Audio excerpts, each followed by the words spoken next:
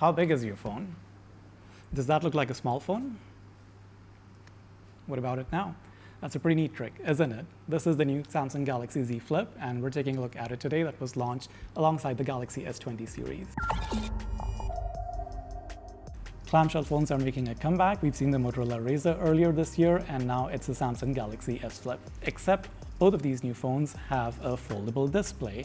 Now, in Samsung's case, Samsung is quoting this as a glass display, which is very interesting because I haven't seen any other glass bend the way that this one does. But what I can tell you is, based on the first look, the screen is much nicer to look at than the Razr that I had earlier looked at. It's a lot sharper, it's a lot easier to sort of just look into, and it is 6.7 inches in size.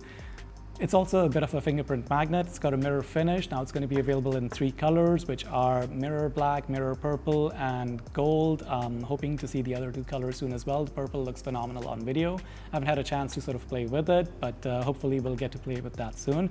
There's a very small screen on the outside which displays information such as time, and if you have any notifications, or even if you want to take a selfie, which we'll demonstrate in a little while. The 2 cameras present over here are ultra wide and wide, and both are 12 megapixels, which should hopefully take some good photos. I don't think this is as good as the S20 that Samsung launched recently, but we're going to check out the photo quality of this phone.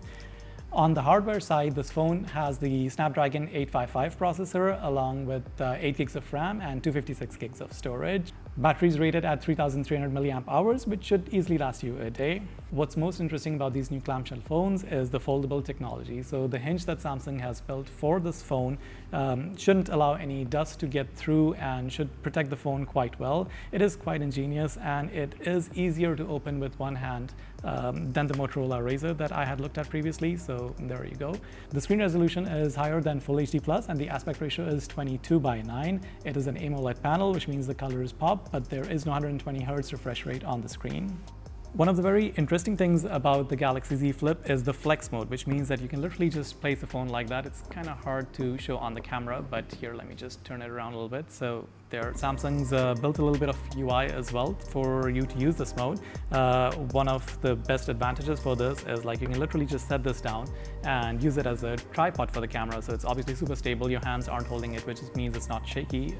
If you can have a look at the camera UI, again, you can see the camera UI is split. YouTube does something similar as well, where the UI is split between 2 separate screens as what it looks like. Obviously, you can just go back to the one screen if you just open the camera completely, or open the screen completely, sorry. If you really want this phone, I suggest you go out and pre-order it right now. If you order on the 12th or 13th of February, Samsung will make sure that it's delivered to you on the 14th of February. I mean, great gift for, your partner. It's a fantastic little phone.